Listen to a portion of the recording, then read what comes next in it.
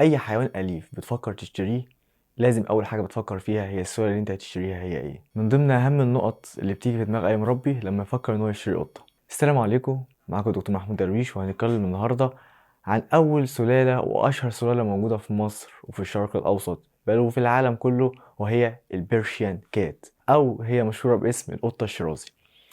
دي من أقدم السلالات الموجودة، وطبعا الأصل بتاعها يرجع التاريخ بتاعها إن هي أصل إيراني. وجينا في القرن السبعتاشر بعض الناس الأوروبيين هربوها من إيران لأوروبا.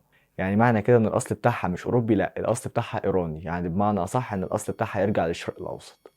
من ضمن أهم المميزات اللي بتميز القطة الشيرازي إن هي الوش بتاعها وجه أفطس ودائري، ده اللي الناس بتسميه الوجه الزرار أو المون فيس، القطة الشيرازي مون فيس. وطبعا في الشكل المستحدث بتاعها وهو البيكي فيس. احنا كلامنا هيكون على الأصل دايما في كل سلالة، يعني هيكون كلامنا على المون فيس.